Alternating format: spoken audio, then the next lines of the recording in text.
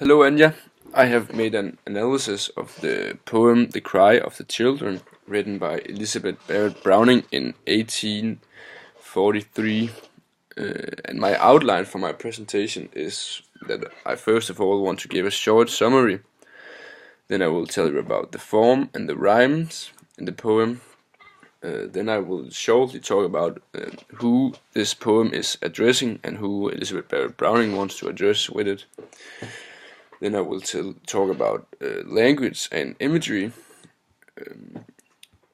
and after that I will talk about themes, and finally I will put the text into perspective to both the historical time and also to something else we have read in class. And the poem is dealing with child labor in the Victorian era. And during the poem we hear about some children working in the coal mines. And their working conditions are very bad, and we even hear about a little girl called Alice who died during her job in the mines. And in this extract, there is 11 stanzas with 12 lines in each, except for stanza 4, which has 16 lines. And all of the poem is rhyming with the structure A B A B, C D C D, and E F E F. So you can say that every second line is rhyming.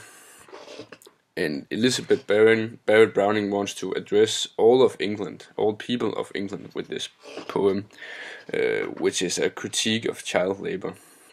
And this we can see in stanza 1, line 1.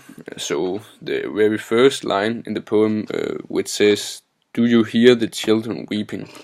So by using the phrase "Do you hear?", Elizabeth Barrett Browning makes it clear from the very beginning that she's addressing all of England and not just the top of the society.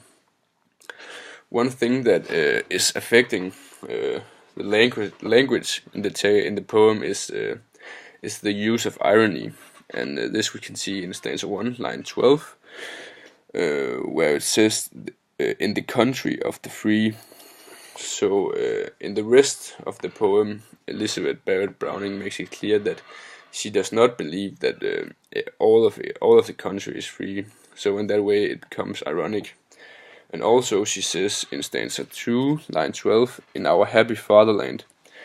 And again, Elizabeth Barrett Browning does not truly believe that it's a happy fatherland, as some people, as the children, are not happy. So in that way, this irony underlines her critique of child labor and critique of society. Elizabeth Barrett Browning also uses a simile in stanza 6, line 8, where it says, "The reddest flower would look as pale as snow." And this simile tells us that the children do not see colors as their bags under their eyes makes it impossible. So their job makes them so tired that they can't see things like other children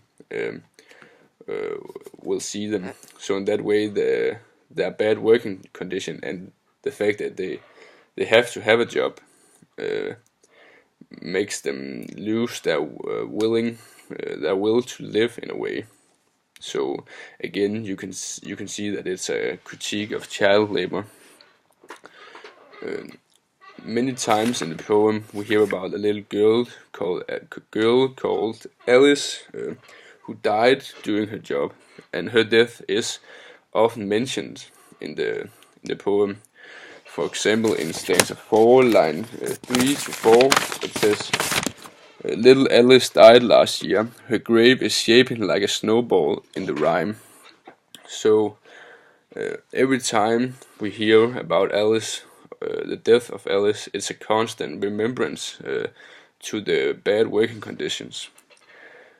And even after her death, they have to keep on working, and Alice can't even have a proper burial. So so in a way, the death of Alice becomes a symbol of the bad working conditions that the children have to go through. And this makes me talk about the themes, which you can say that the main theme is child labor, which I have talked a lot about, and it's very clear by reading the poem that it's a critique of child labor. Also, you can say that another theme is utilitarianism, which was a central ideology of the Victorian era. And utilitarianism is idea of that the minority should do, if the minority could do something for the greater good of the majority, they would have to do it.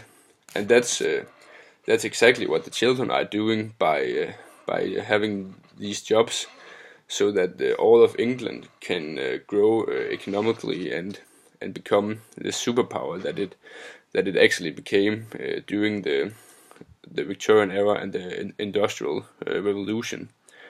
But she is not, Elizabeth Barrett Browning does not agree with this, with utilitarianism. So in that way, she is not only criticizing child labor, but she's criticizing the whole idea of utilitarianism. And in that way, if I should put the text into perspective to the historical time, the Victorian era, it fits good into to some of the issues and struggles in this time, which were child labor. Many people knew that the children who worked had some very bad working conditions, and especially in the coal mines.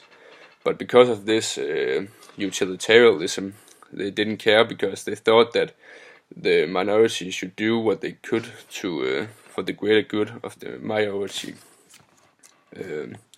So yes, you can say that that the poem has some of the traits of the Victorian era, if you can say it in that way.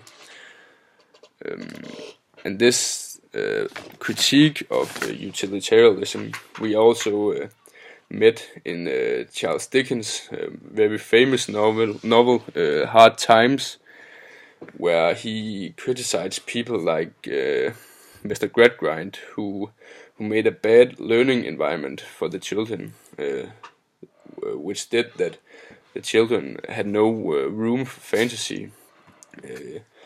They were just these little boxes who was filled with facts, so that they could, they knew, they only knew facts which could give them a job later on. So in Hard Times we have a very bad learning environment, like we had a bad working environment in the Cry of the Children. And also Charles Dickens is criticizing utilitarianism, just like Elizabeth Barrett Browning is doing in this poem. So in that way, The Cry of the Children and Hard Times has a lot of ways that you can. It's very easy to put Hard Times into perspective to The Cry of the Children, because because both Charles Dickens and Elizabeth Barrett Browning is against utilitarianism. And that was all I had.